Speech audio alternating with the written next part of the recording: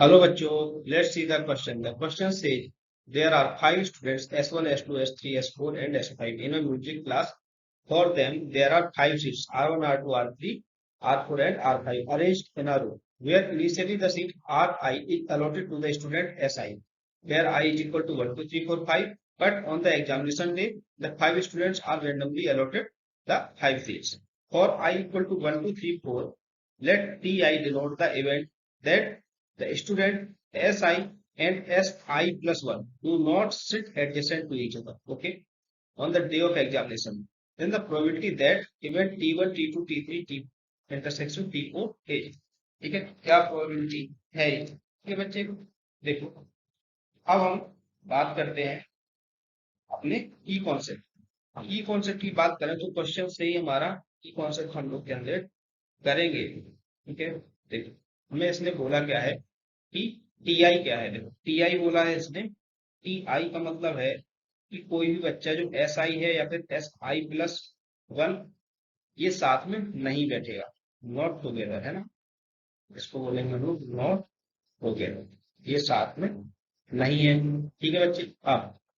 अब देखो यहाँ पर क्या होगा, बेसिकली यहाँ पर केसेस बनेंगे। देखो फाइव स्टूडेंट्स है, फाइव प्लेसेस है, S1, S2, S3, S4, S5 इस तरीके से बैठने चाहिए, ठीक है। लेकिन देखो S1 के बगल में सिर्फ S2 है, S1 के बगल में ओनली S2 है और S5 के बगल में ओनली S4 है, मतलब कुछ कुछ सेम तरीके का केस हो रहा है, ठीक है।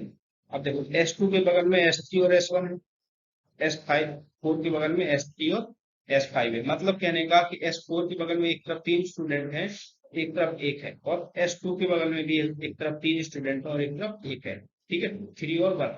तो ये एक तरह के केस हो गए। और S3 ऐसा है कि जिसके दोनों तरफ टू टू स्टूडेंट्स है, ये एक अलग तरह का केस हो गया, ठीक है। तो देखो अगर हम लोग मिला करके बात करें, जैसे S1 और S5 में थोड़ा थोड़ा कुछ सिमिलैरिटी है, S1 और S5 के लिए अगर बात करते हैं, दूसरी चीज क्या करें, S2 और S4 के लिए बात कर रहे हैं और फिर S3 के लिए अलग से बात कर रहे हैं, ठीक है। तो ये हम लोग यहाँ पर कुछ केसेस बनाने वाले हैं।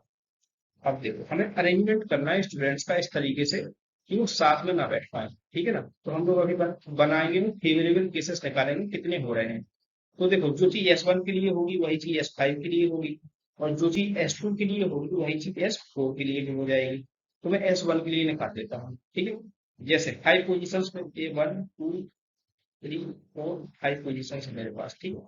अगर मैं यहाँ पर S1 को बिठा देता हूँ सबसे पहले, तो S1 के बगल में देखो S2 तो नहीं बिठा सकते हैं, क्या बिठा सकते हैं हम, S3 को बिठा सकते हैं, ठीक है। S1 को रेड कलर से क्लिक करते हो। अब यहाँ पर मैं S3 को बिठा सकता हूँ। अगर S3 को बिठा दिया तो S3 के बगल में S2 और S4 नहीं आएगा, S5 आ सकता है, S5 बिठा दिया। अब S5 के बगल में देखो S4 तो आएगा नहीं, S2 आ जाएगा, S2 आ गया और बचा हुआ है S4 यहाँ आ जाएगा। तो ये कंडीशन पॉसिबल है, बिल्कुल पॉसिबल है। सेकेंड केस बनाते हैं। फाइव पोजिशन है, पहली पोजिशन पे हम S1 को ही रखते हैं, ठीक है। देखो S1 के बगल में S2 को नहीं बिठा सकते हैं, S3 को हम लोग बिठा चुके हैं। अब S4 को बिठा के देख, S1 के बगल में अगर मैंने S4 को बिठा दिया, S4 के बगल में S4 के बगल में S3 और S5 नहीं बैठ पाएगा, क्योंकि बच्चे S3 और S5 नहीं बैठ पाएगा, क्या बैठेगा, S2 बैठेगा, S2 वाला बच्चा बैठ जाएगा, ठीक है। ये हो गया। अब S2 के बगल में देखो क्या क्या नहीं हो सकता, 3 नहीं हो सकता 2 के बगल में, है ना। 1 तो हम लोग पहले ही बढ़ चुके हैं, तो क्या 5 बैठ जाएगा, बिल्कुल S5 बैठ जाएगा। अब देखो बचा क्या, S3 बचा, S3 यहाँ पे बैठ सकता है, ठीक है बच्चे। अब देखो अगला केस बनाते हैं। देखो अगला केस बनाया, अगले केस में हमने पहली वाली जगह पे S1 को ही बिठाया। देखो S3 को बगल में बैठा चुके हैं, S4 को बगल में बैठा चुके हैं, अब हम बिठाएंगे S5 को। S5 के बगल में बिठाया, S5 के बगल में बिठाया, S5 के बगल में S4 नहीं बैठेगा, कौन बैठेगा, या तो S3 बैठेगा या फिर S2 बैठेगा। S3 को बिठा देते हैं सबसे पहले, 3 को बिठाया, तो देखो कौन कौन बचा, अब बचा 2 बचा और 4 बचा। तो या तो आप यहाँ पर 2 को बिठाओगे या फिर यहाँ पर आप 4 को बिठाओगे, लेकिन जैसे ही आप 2 को बिठाओगे S3 के बगल में कंडीशन वायलेट हो जाएगी। अगर आप 4 को बिठाओगे तो कंडीशन वायलेट हो जाएगी, दोनों के दोनों कंडीशन वायलेट। तो ये वाला केस हमारा एक्सेप्टेबल नहीं है, this case is not acceptable, ठीक है। अगली बात कर लेते हैं। देखो S1 को बिठाया, S1 के बगल में हमने S5 को बिठाया था। अब यहाँ पर हमने S2 को बिठाया S5 के बगल में, ठीक है। तो 2 के बगल में क्या क्या नहीं हो सकता, 2 के बगल में 3 नहीं हो सकता है, ठीक है, और 1 भी नहीं हो सकता है। लेकिन 4 है तो 4 तो हो सकता है भैया, ठीक है, 4 कर दिया। लेकिन इस जगह पे अब कौन बच्चा आना पड़ेगा, जगह पर आना पड़ेगा S3 को, उसकी मजबूरी है कि वो यहाँ पर बैठे। लेकिन S3 और S4 बगल में नहीं बैठेंगे, तो ये कंडीशन भी रिजेक्ट हो जाएगी। S1 के लिए कितनी कंडीशन पास हुई हमारे पास, देखो 2 कंडीशन हमारे पास S1 के लिए पास हुई। और सेम तरीके से S5 के लिए भी कंडीशन होगी। टोटल केसेस यहाँ पर क्या बन जाएंगे, टोटल केसेस बनेंगे 2 + 2, S1 के लिए S5 के लिए, दोनों के लिए जोड़ रहे हैं हम, तो 4 बन जाएंगे इस वाले केस में, ठीक है बच्चे। आई होप ये वाला पार्ट समझ में आया आपको। अब देखो, अब बात करते हैं S2 की, ठीक है। 1 2 3 4 5 पोजिशन बना ली हमने S2 के लिए।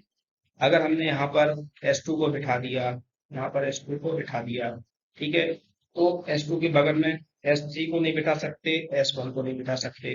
S4 को बिठा सकते हैं क्या, बिल्कुल। S4 को हमने यहाँ पे बिठा दिया, ठीक है।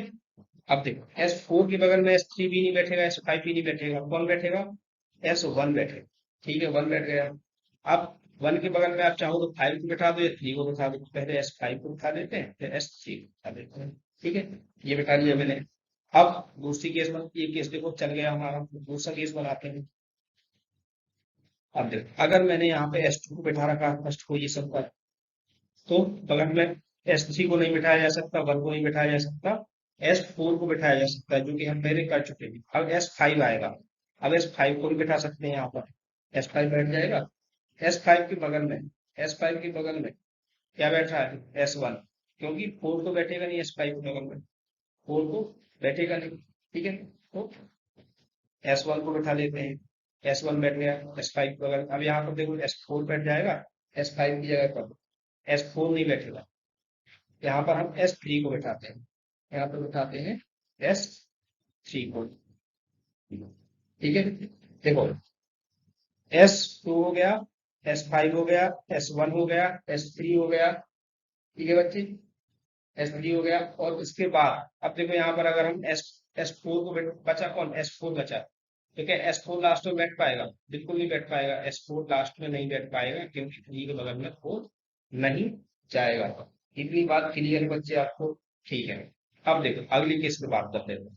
मान लो कि मैंने 2 3 4 5 पोजिशन फिर से बनाई, यहाँ पर S2 को बिठाया, S2 के बगल में मैंने अभी भी S4 को ही बिठाया, S4 को ही बिठाया, S4 के बगल में मैंने S1 को बिठाया, S1 के बगल में देखो S3 को बिठा सकते हैं, बिल्कुल बिठा सकते हैं, S3 को बगल में S5 को बिठा सकते हैं, बिल्कुल बिठा सकते हैं, ठीक है बच्चे। ये कंडीशन मेरी एक्सेप्टेबल हो जाएगी, ठीक है ना।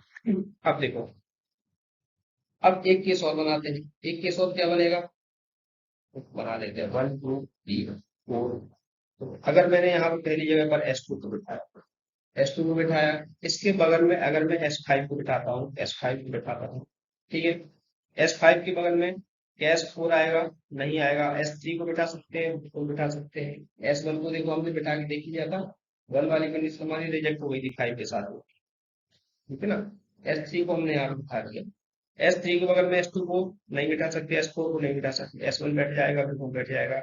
S1 के बगल में S4 बैठ जाएगा, बिल्कुल बैठ जाएगा। कितनी कंडीशन आ गई यहाँ पर, 1, ये 2, ये 3 कंडीशन आ गई, किसके लिए, S2 के लिए। टोटल केस कितने बन जाएंगे, 3 + 3। S4 के लिए भी तो वही केसेस बनेंगे, 3 + 3 = 6 केसेस बन जाएंगे, ठीक है बच्चे।